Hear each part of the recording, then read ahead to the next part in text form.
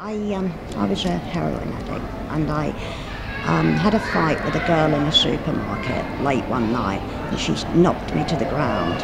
And the next day, when I went to get up from bed, I couldn't walk. And Tom phoned an ambulance. The ambulance came out, and when they saw the little methadone bottle near the bed, so I was on methadone at the time, they stood the ambulance down and said, "Oh, she's probably only doing it to get pain relief, extra pain relief." And I was absolutely horrified. They tried to tell them that you had a congenital hip disorder from birth, and could at least X-ray that, because it's on the same side, isn't it? I'd had been kicked, but they really didn't want to know. And developed into septicemia, didn't it? I laid there for another 5 days, and it was just the worst 5 days of my entire life.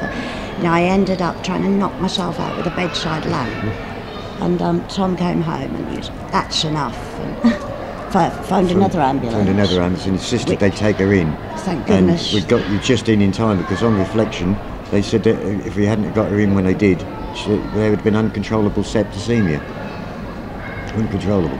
And that made her very ill, and she was in hospital for months recuperating, and I was still using, but it was just not the same without George.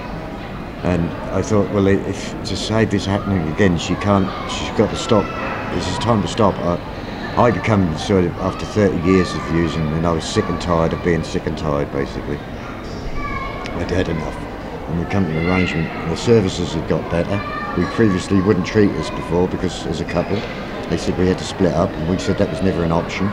But we went back to the services and tried again, and surprisingly they said they would treat us as a couple, and we've been successful ever since. In a way that became a positive, because I think a lot of people that knew us thought, well, if those two can stop, anyone can stop.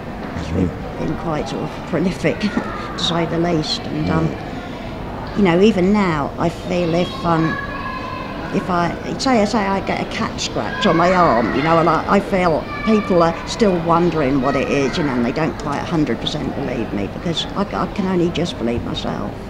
I never thought I'd be able to do that. And it's heroin and drugs in general have wrecked our lives, our health.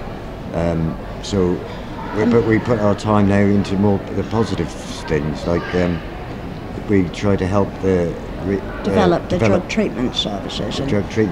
Make them a bit more kind of, devote the rest of our time to helping other people,